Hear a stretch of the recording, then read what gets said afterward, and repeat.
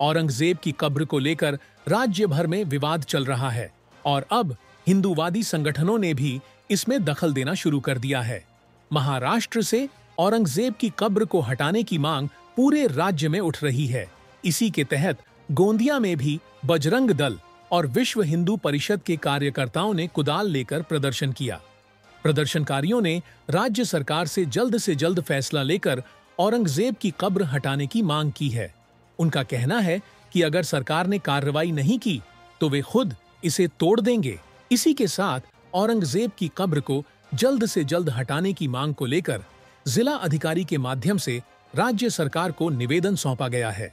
ऑफिसों में हम ज्ञापन दे रहे हैं कि ऐसे दुष्ट पापी व्यक्ति की कब्र हमारे राज्य में नहीं हो, इसलिए वो कब्र को तुरंत की सरकार तोड़े।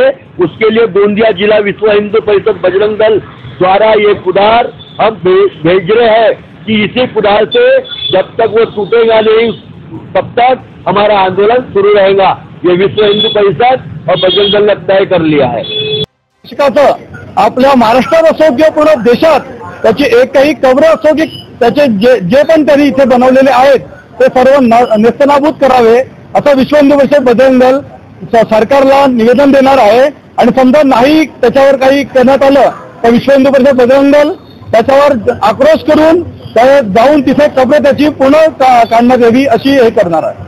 आमच्या संभाजी महाराजचा खूप क्रूरतापूर्वक त्यांनी निर्दयतापूर्वक त्यांचे 40 दिवसपर्यंत प्राणघातक हल्ले करून त्यांचे भिन्न अंग केलेला आहे। म्हणून या खालिस्ताबादमध्ये जे औरंगजेबाची जे कब्रस्तान आहे त्याला तत्वरित विश्व हिंदू परिषद RSS यांनी हटवण्याचं आव्हान केलेलं आहे आणि आता प्रतिसाद पण सर्व देशामध्ये आपला भेटत आहे।